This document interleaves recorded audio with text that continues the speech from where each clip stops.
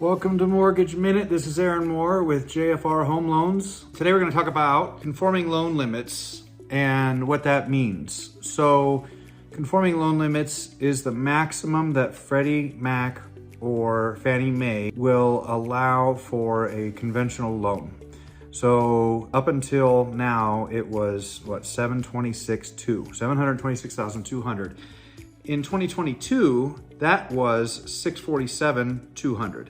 So it went up. It's roughly 12% is where the increase from that year to account for all the price increases on real estate.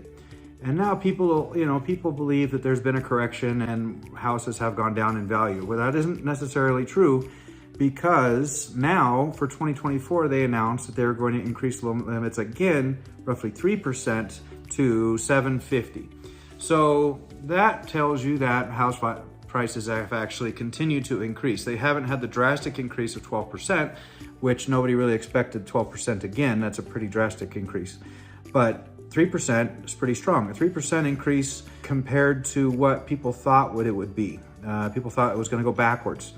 Now, are there houses out there that have gone backwards in value? Sure, but that was due to the craze of people paying over whatever the list price was. But the pricing was never over. The pricing has increased and will steadily increase. What does that mean to you as far as getting a loan? Loan limits means you can get a loan up to $750,000 and still get the conventional interest rates, lower down payment options, and it's just a little easier to qualify for.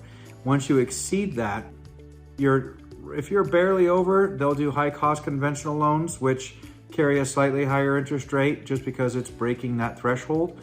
But once you exceed that, then you're in jumbo loan territory or investor loans. And if we just stick with the conversation of stay with jumbo loans will allow you to finance higher priced properties. Say you're looking at $1 million house and you want to put 20% down, which is kind of the lowest that you can do 10%, a little over 10% down, but you're not going to get 3% down as a first time home buyer as you could on conventional. You're not going to get 5% down on a conventional. You're at a minimum just over 10%. But if you were to look at $1 million house with 20% down, be at $800,000, obviously that's higher than $750,000. You're going to be looking at jumbo loans. And jumbo loans carry a higher interest cost, and you have more criteria to qualify for a jumbo loan.